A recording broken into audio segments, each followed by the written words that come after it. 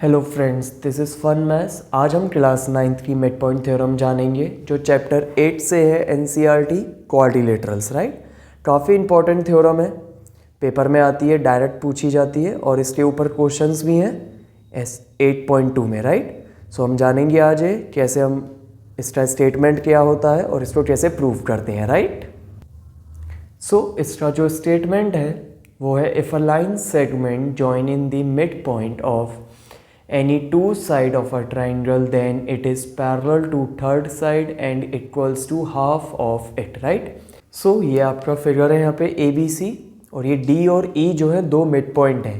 D mid point है A B पे और ई मिड पॉइंट है ए सी पे और यही हमें गिवन है D and D R the mid points. Right, अच्छा हमें प्रूफ क्या करना है कि ये जो लाइन ज्वाइन करी है हमने मिड पॉइंट से डी ई, ये इस वाली बी सी के पैरेलल है और इक्वल है हाफ ऑफ बी सी के। राइट, ये दो चीज़ें हमें प्रूफ करनी है।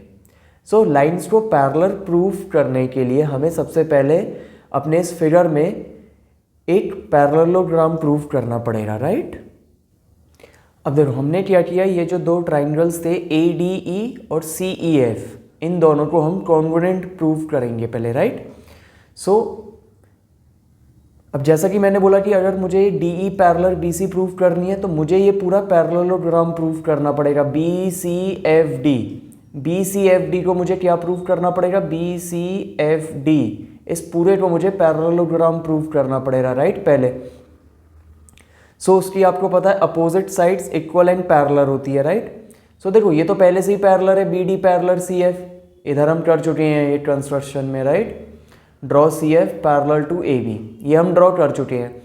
अब मुझे क्या प्रूफ करना है कि जो सी एफ है वो इस बी डी के बराबर है। राइट, जो सी एफ है वो बी डी के बराबर है, पैरेलल तो है ही और मुझे बराबर भी चाहिए।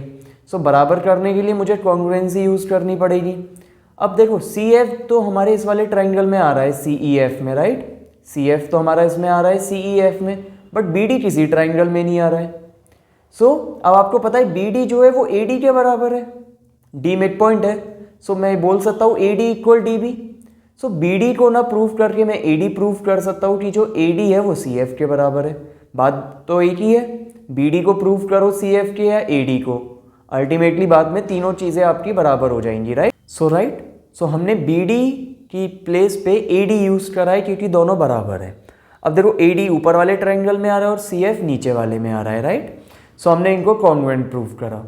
सो देखो डी ए ई ये वाला एंगल और ये ई सी एफ ये सी, ये दोनों ही ऑल्टरनेट एंगल है, जेड फॉर्मेशन, ये देखिए जेड फॉर्मेशन। सो ये एंगल डी ए ई और ई सी एफ ये दोनों बराबर हो जाएंगे, लाइंस पैरेलल है हमारी ये।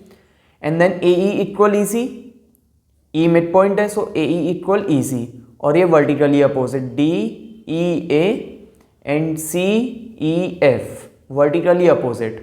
So by ASA triangle ADE congruent to triangle CEF. अब आपको पता है बाय CPCT यूज़ करना है अब हमें। सो CPCT से हमारी जो साइड्स हैं वो कैसी हो जाएंगी, बराबर हो जाएगी।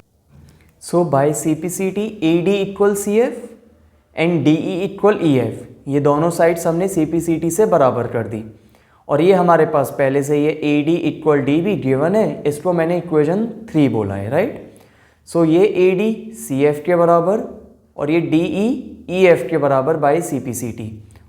ये जो ए डी और ये जो डी बी हैं ये दोनों बराबर है क्योंकि डी जो है हमारा मिड पॉइंट है। So A D equal B D. Right, so from equation 1 and 3 A D equal C F and A D equal D B, दोनों में ही ए डी कॉमन है यहाँ पे। So C F equal D B हो जाएगा। Right, B D equal C F, और B D पहले से ही पैरेलल है सी एफ के, ये हम पहले से ही ड्रॉ कर चुके हैं, C F parallel to A B. अब देखो चाहे ए बी बोलो चाहे बी डी बोलो बात बराबर है। राइट, क्योंकि उसी लाइन को हमने थोड़ा सा आगे बढ़ा दिया है। सो बी डी और ए बी दोनों ही एक ही बात है। सो ये दोनों पैरेलल भी हैं और दोनों बराबर भी हैं। अब किसी भी अगर 4 साइडेड फिगर में या क्वाड्रिलेटरल में हम कोई भी एक अपोजिट पेयर को इक्वल और पैरेलल प्रूफ करते हैं, सो वो पूरा क्वाड्रिलेटरल हमारा पैरेललोग्राम बन जाता है। राइट, बहुत इंपॉर्टेंट है ये प्रॉपर्टी।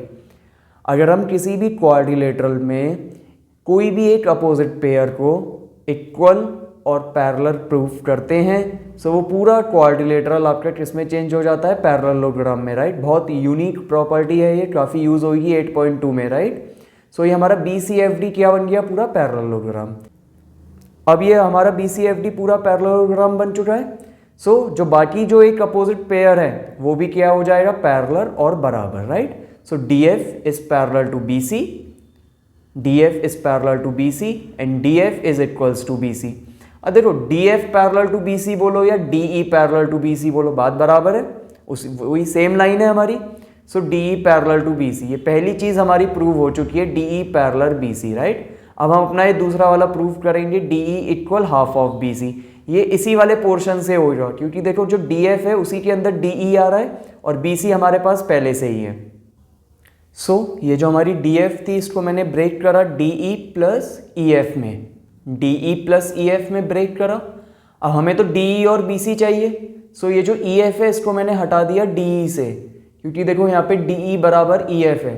सो मैंने EF की प्लेस पे DE लिखा, DE plus DE twice of DE equal to BC। और ये जो 2 है ये ट्रांसपोज होकर दूसरी तरफ मल्टीप्लाई में है, इधर ये मल्टीप्लाई में है आपका, इधर दूसरी साइड जाके डिवाइड में चला जाएगा। So DE equal to half of BC। दोनों चीज़ें प्रूव हो गई है आपकी, DE पैरेलल टू BC भी प्रूव है और DE equal to half of BC भी। ये आपकी पूरी मिड पॉइंट थ्योरम है, इसको ध्यान से देखिए, काफ़ी ज़्यादा इंपॉर्टेंट है। एज इट इज़ पूरा आपको करना है ये पेपर में, पहले स्टेटमेंट लिखनी है, देन डायग्राम एंड देन पूरा ये आपको सॉल्व करना है, राइट।